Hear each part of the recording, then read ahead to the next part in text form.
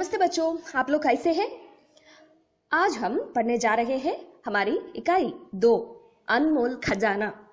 अनमोल खजाना का मतलब क्या है? अनमोल मतलब अमूल्य माया, प्रेशियस, खजाना संपत्ति। इस इकाई में अनमोल खजाना नामक एक कहानी है और कोशिश करने वालों नामक एक कविता भी है। अनमोल खजाना नामक कहानी मेहनत के महत्व पर प्रकाश डालती है। निरंतर मेहनत करने से भी हम जीवन लक्ष्य पर पहुंच सकते हैं। आलस्य छोड़कर मेहनत करने की प्रेरणा देती है अनमोल खजाना। कोशिश करने वालों की कविता कोशिश के महत्व को बताती है। लक्ष्य तक पहुंचने के लिए हमें बार बार कोशिश करनी पड़ेगी।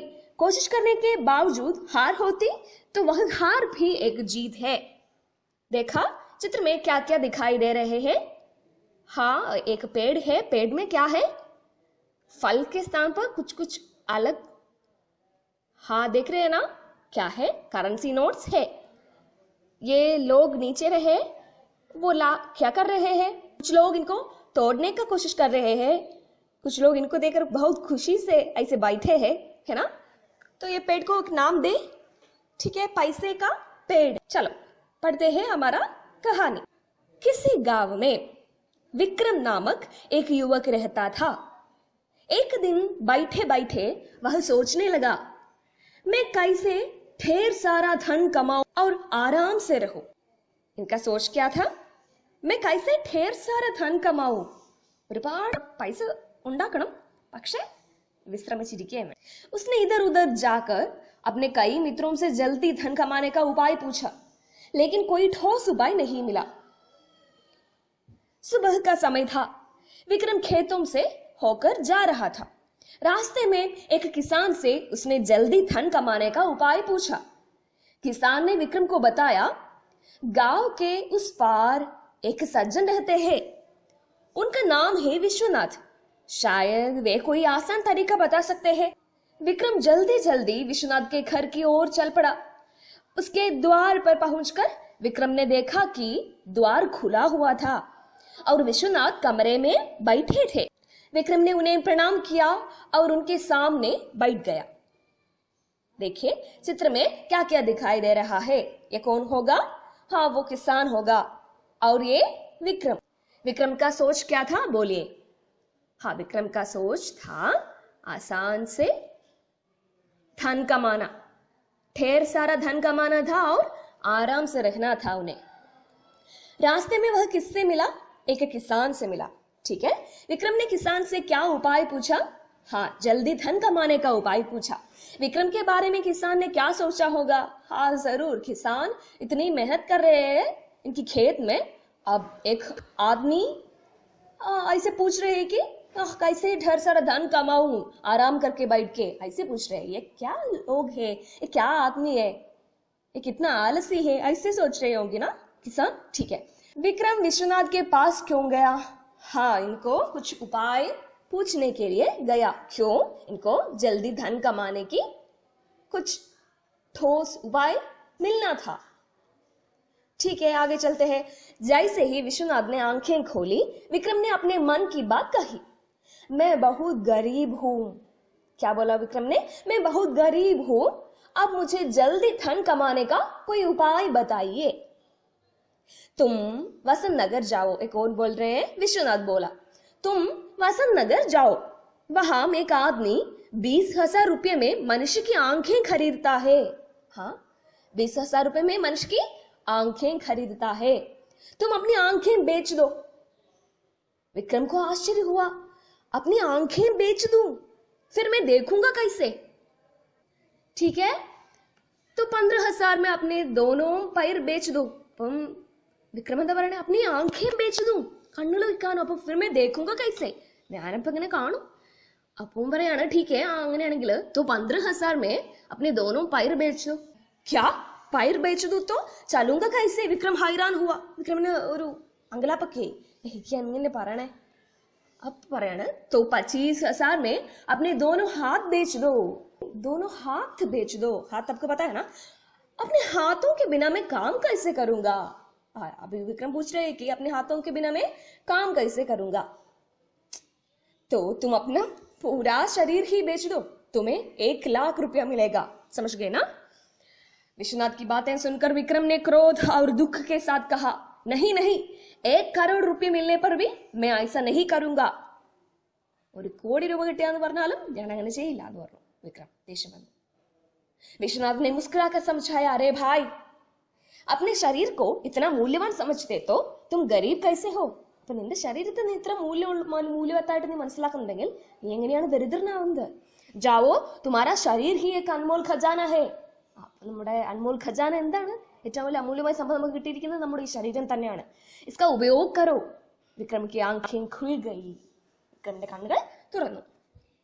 ठीक है, विश्वनाथ का उपदेश सुनकर विक्रम ने आगे क्या किया होगा? हाँ जरूर, एक अच्छा उपदेश इनको मिला है ना, तो जरूर विक्रम आगे चलते क्या किया होगा? अपने शरीर का अच्छे ढंग से उपयोग करके कुछ मेहनत करके धन कमाई होंगी ना।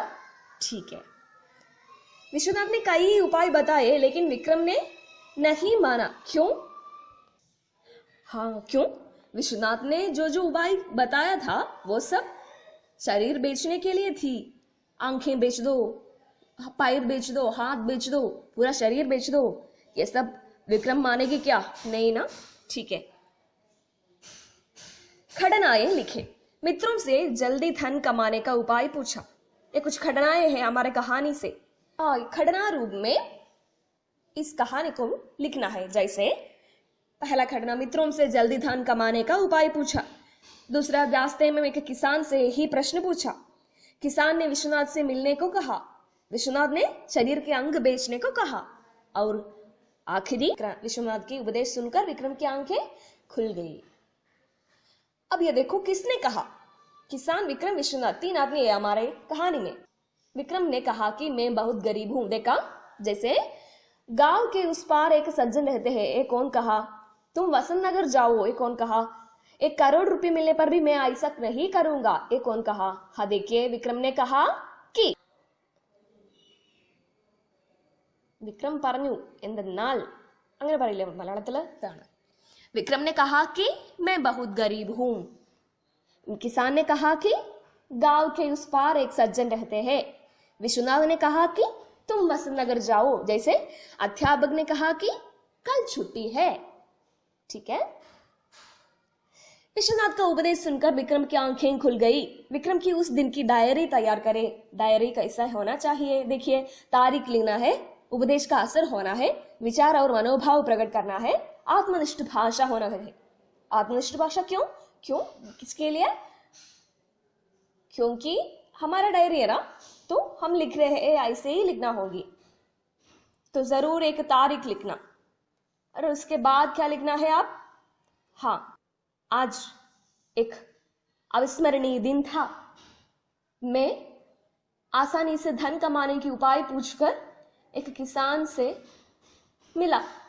उन्होंने कहा कि गांव के उस पार विश्वनाथ नामक एक सज्जन रहते हैं, वो अब मेरी मदद कर सकते हैं। इसके बाद मैंने विश्वनाथ से जाकर मिला, तब उन्होंने मुझे समझाया कि अपना शरीर ही अनमोल खजाना है, और मेरी आंखें खुली। आज से मैं मेहनत करके ही जीऊंगा। ठीक है, ठीक है, कहानी को आगे बढ़ाएं।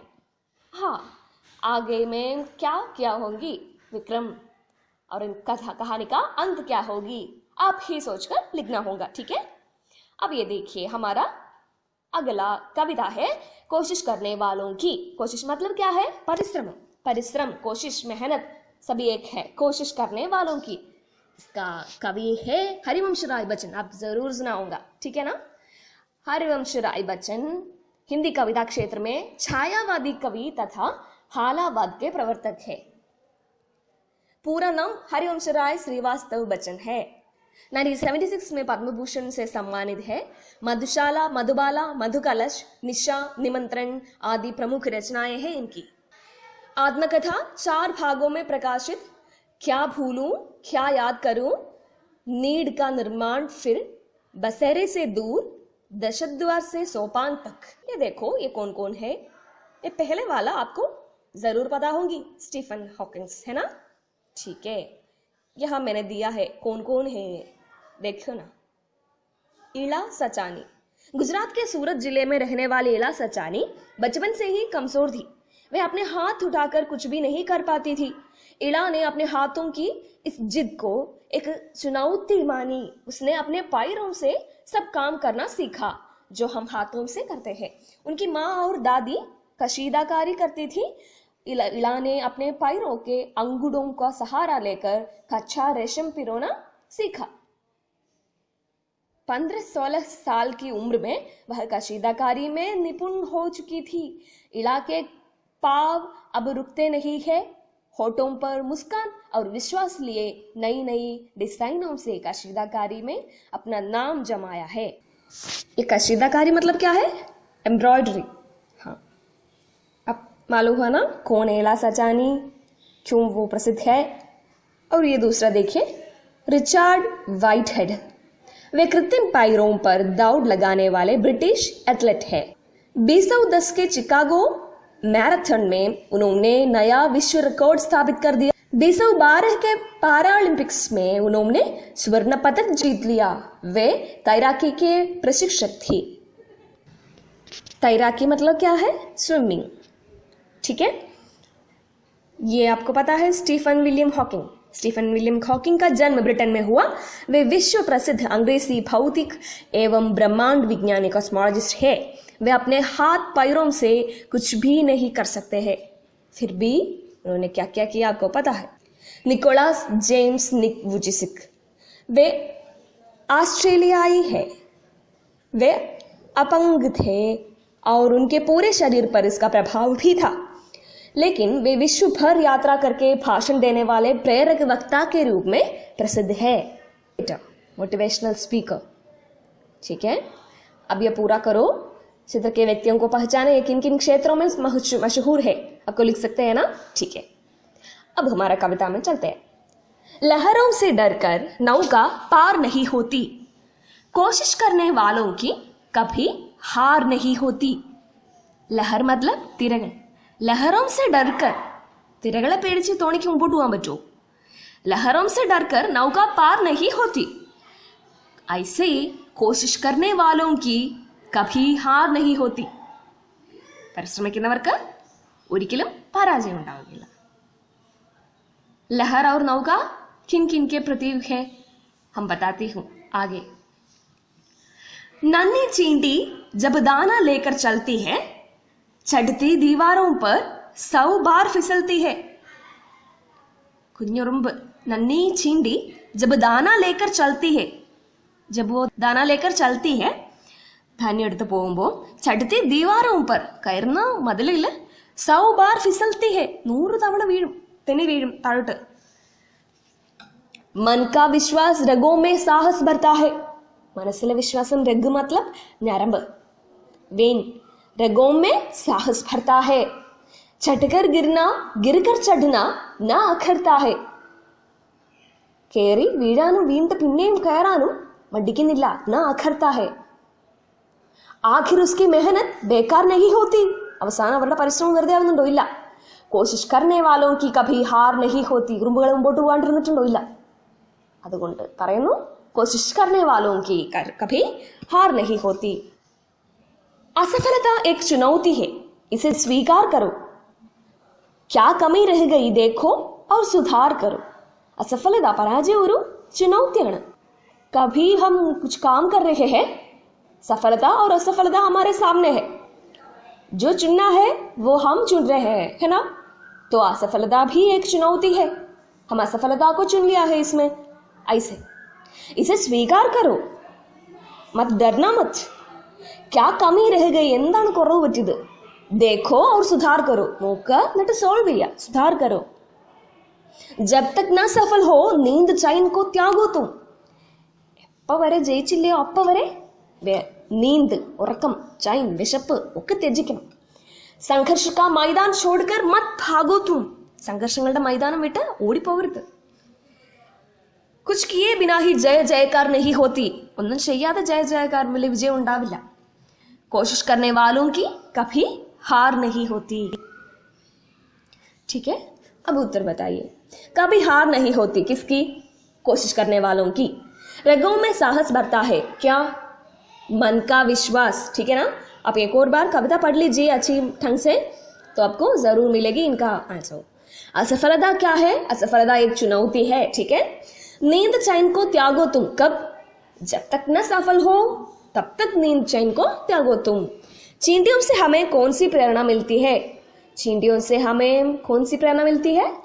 हाँ, चढ़कर गिरना, गिरकर चढ़ना ना अखरना है, हमें कोशिश करना है जब तक सफलता प्राप्ति करते हैं। चढ़कर गिरना, गिरकर चढ़ना ना अखरता है, किसको? चींटियों को, ठीक है। देखिए 1 मई विश्व श्रमिक दिवस, लोकतोइलाड़ी दिवस, ठीक है ना। ये देखिए कविता में नौका शब्द किसके लिए सूचित किया है? कोशिश, लहरों से डरकर नौका पार नहीं होती है ना। इसमें लहर क्या है, नौका क्या है? नौका मतलब हमारा प्रयाण है, हमारा जीवन है, हमारा प्रतीक्षा है, हमारा आशा है। तो ये लहर क्या होती होंगी? संघर्ष, बाधा, चुनौती, निराशा, ये सब हमारा लहर है। ये लहरों को पार कर हमें तीर तक पहुंचना है ना, हमारा सफलता पाने के लिए, ठीक है। कविता से सुख वाले शब्द चुने, जैसे चलती है, फिसलती है, देखिए चलती है, फिसलती है, फरता है, अखरता है, बेकार नहीं होती, हार नहीं होती, त्यागो तुम, भागो तुम, स्वीकार करो, सुधार करो, जयकार नहीं होती, हार नहीं होती, ठीक है, ठीक। आगे चलते हैं। सफलता के साधन चुने, ഏതാണ് നമുക്ക് വിജയത്തിലേക്ക് എത്തിക്കുന്നത് എന്നുള്ളത് തിരഞ്ഞെടുക്കാൻ। कितने पॉइंट्स है? हमें 5 पॉइंट्स है। इसमें सफलता के साधन चुने। सार्थक परिश्रम करना है, अर्थपूर्णമായ परिश्रम ചെയ്യണം, ठीक है ना। सफलता के साधन है। आत्मविश्वास होना चाहिए, काम किए बिना आराम से रहना चाहिए, ठीक है, नहीं। चुनौतियों को स्वीकार करना चाहिए, ठीक है। असफलता को अपनी कमी माननी चाहिए, ये ठीक है, नहीं। असफलता को अपनी कमी नहीं मानना चाहिए। फिर क्या करना है? असफलता एक चुनौती है, उसे स्वीकार करो, क्या कमी रह गई देखो और सुधार करो, ठीक है ना। कविता के लिए अलग शीर्षक दे, समर्थन करें, कविता के लिए एक अलग शीर्षक देने के लिए कोशिश करें। ये देखिए आस्वादन टिप्पणी है, कोशिश की जिंदगी है। श्री हरिवंश राय बच्चन की कविता है कोशिश करने वालों की। इसमें कवि निरंतर कोशिश करते रहने का आह्वान करते हैं। कवि के अनुसार कोशिश करने वालों की कभी हार नहीं होती। ऊपर चढ़ते समय 100 बार फिसलने पर भी चींटी अपनी कोशिशों नहीं छोड़ती, वह चढ़कर गिरती है और गिरकर चढ़ती है। इसी प्रकार जिंदगी में पराजय और असफलताओं के होने पर भी पीछे हटना नहीं चाहिए। अपनी कमियों को सुधार कर सफलता पाने तक कोशिश बनाए रखनी है। बाधा रूबी लहरों से डरने वाला व्यक्ति जिंदगी रूबी नाव को आगे नहीं ले पाएगा। कोशिश के बिना हम कुछ भी नहीं अपना सकते, ठीक है ना। बहुत प्रधान है आस्वादन टिप्पणी, कैसे लिखना है। आपको एग्जाम में कोई ना कुछ भी कविता मिले, इसका आस्वादन टिप्पणी ऐसे लिखना होगी। इसका कवि का नाम है तो ऐसे लिखना, श्री हरिवंश राय बच्चन की कविता कोशिश करने वालों की, और इसके बाद कविता का नाम, इसमें कवि क्या कहने की कोशिश कर रहे हैं वो हमारा इंट्रोडक्शन हो गया। इसके बाद कविता का आशय क्या है वो होना चाहिए, और अंत में एक उपसंहार भी लेकर हमको आस्वादन टिप्पणी का पूरा करना चाहिए। अब अंग्रेजी में और मलयालम में पढ़ा है, ऐसे ही हिंदी में ही लिखने के लिए कोशिश करना है। कई बार इस आस्वादन टिप्पणी को अपनी किताब में लिख कर पढ़ना। देखो, निम्नलिखित आशय वाली पंक्तियां चुने। निम्नलिखित आशय वाली पंक्तियां चुने। डर कर बैठने से काम नहीं चलता। देखिए अपनी कविता देखिए, डर कर बैठने से काम नहीं चलता, लहरों से डरकर नौका पार नहीं होती, ठीक है।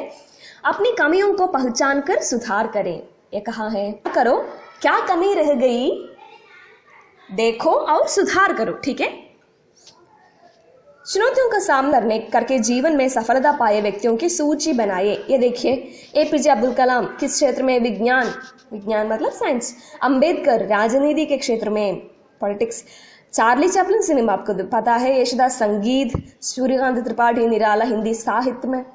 आदि बहुत सारे व्यक्ति हैं जो अपनी चुनौतियों को स्वीकार करके अपनी बाधा रूपी लहरों से पार कर अपने सफलता का तीर को प्राप्त किया है। अब देखिए, मेहनत के महत्व पर लघुलेख तैयार करें। मेहनत उन्नति का आधार है। इसका मतलब है परिश्रम करना। जो व्यक्ति संसार भर में मशहूर है, उनके पीछे निरंतर मेहनत है। परिश्रम के बिना कोई भी काम सफल नहीं होता, इसलिए हमें निरंतर मेहनत करनी चाहिए। अलसता का शत्रु है मेहनत। मेहनत से जीवन लक्ष्य की प्राप्ति होती है। जब व्यक्ति की उन्नति होती है, तब समाज की भी उन्नति होती है। परिश्रमी में सद्गुणों का भी विकास होता है। मेहनत एक समाज सेवा भी है। यह हमारा कर्तव्य है। देखा, एक लेख में क्या क्या होना चाहिए? भूमिका होना चाहिए, मेहनत के महत्व पर अपनी विशेषताएं का उल्लेख होना चाहिए, अपना दृष्टिकोण व्यक्त किया है, क्रमबद्धता भी होना चाहिए। ये सब एक लेख में होना चाहिए। ठीक है, अब हमारा पाठ हो गया।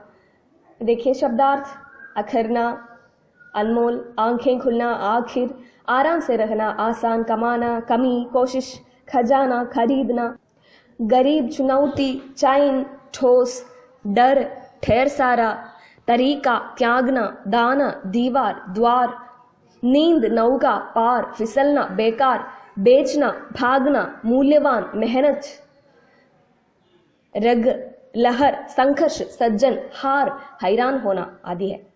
अब आप लोगों के लिए एक छोटा सा आकलन भी है, यूनिट टेस्ट। देखिए, अपने जवाब देने के लिए कोशिश करें। निम्नलिखित घटनाओं को क्रमबद्ध करके लिखें। वक्ता को जोड़कर वार्तालाप की पूर्ति करें। कैसे? वक्ता को जोड़कर वार्तालाप की पूर्ति कीजिए। ठीक है, निम्नलिखित वाक्यों को आगे सही या गलत चिन्ह लगाइए। ठीक है, कि जोड़कर वाक्यों को मिलाइए। ठीक है, मत भूलना। ठीक है, अब हमारा पाठ हुआ। धन्यवाद।